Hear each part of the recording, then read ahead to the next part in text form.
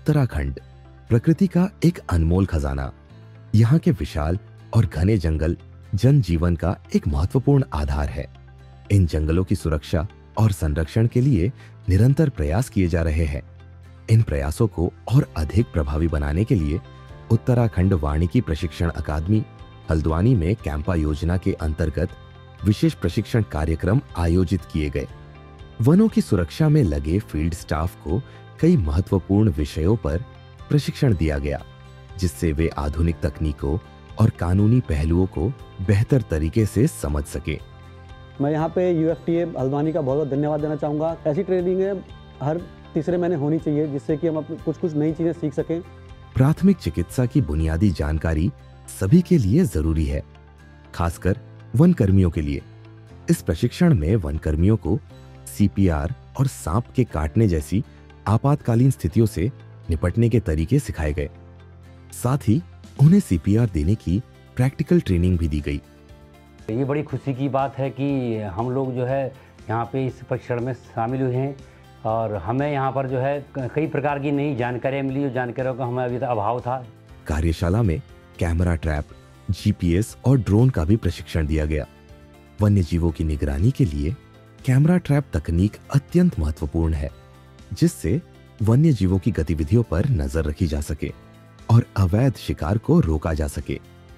Camera trapping में हमने कैसे कैमरा को इंस्टॉल किया जाता है, कैसे जो है अलग अलग मोड में उसकी सेटिंग की जाती है, कैसे टेस्ट किया जाता है, फिर उसको आर्म किया जाता है, कहाँ किन किन लोकेशन पे जो है कैमरा ट्रैपिंग लगाई की जाती है, उसके यूजेस क्या होते हैं, उसके बारे में जाना। GPS का उपयोग वन मानचित्रण और निगरानी के लिए किया जाता है।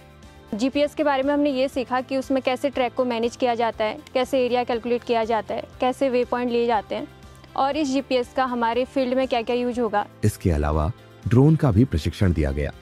आधुनिक वन प्रबंधन में ड्रोन एक क्रांतिकारी उपकरण साबित हो रहा है, जिससे बड़े क्षेत्रों की निगरानी करना अब और आसान हो गया है।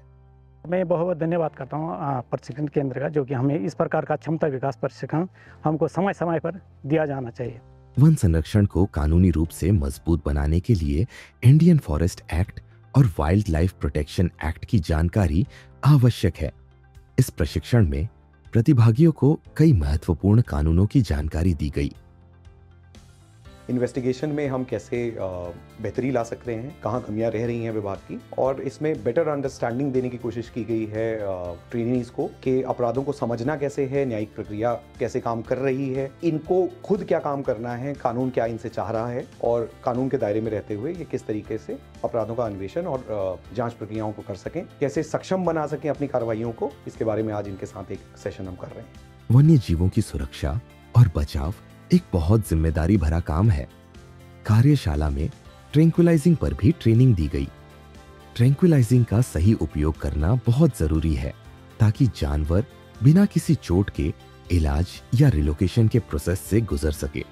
ट्रैंक्विलाइज के बारे में सिखाया गया और इसमें कौन सी गैस पड़ती है और कितना प्रेशर बनाना पड़ता है, और इस संबंध में सर ने हमें बताया। और अभी हमारी जो ट्रेनिंग चल रही है वो लाइव सिखा रहे हैं कि इसको कैसे यूज करना है, कैसे चलाना है।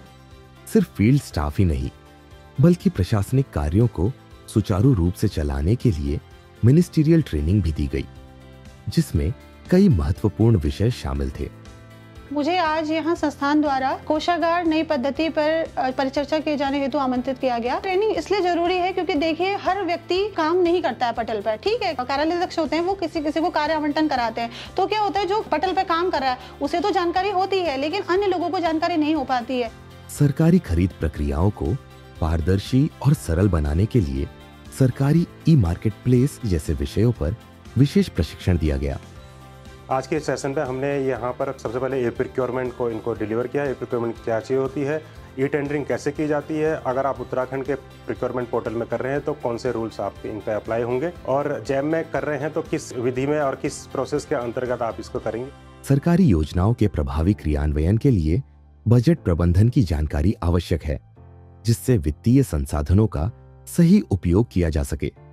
कार्यस्थल पर महिलाओं की सुरक्षा सुनिश्चित करने के लिए POSH एक्ट पर भी विशेष प्रशिक्षण दिया गया, जिससे एक सुरक्षित और सकारात्मक कार्यस्थल का निर्माण हो सके। बहुत अच्छे प्रशिक्षण हो रहे हैं यहाँ पे। 3 दिन से हमने भी काफी कुछ सीखा।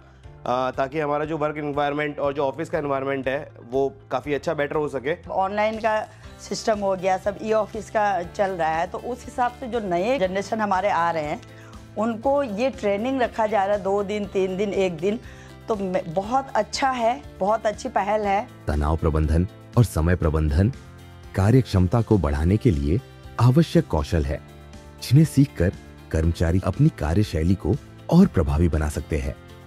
समस्त तरह के हमें सब्जेक्ट्स के बारे में बताया गया।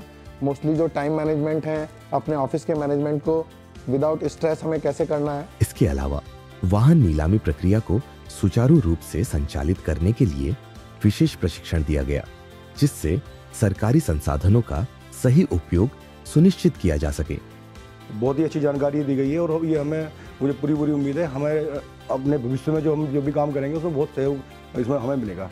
और मेरा ये भी सुझाव है कि ये ऐसे प्रोग्राम जो है समय समय पर होते रहने चाहिए। उत्तराखंड वानिकी प्रशिक्षण अकादमी हल्द्वानी का यह प्रशिक्षण कार्यक्रम न केवल वन संरक्षण को मजबूत बनाएगा, बल्कि वन्य जीवों की सुरक्षा और प्रशासनिक दक्षता को भी एक नई ऊंचाई तक पहुंचाएगा।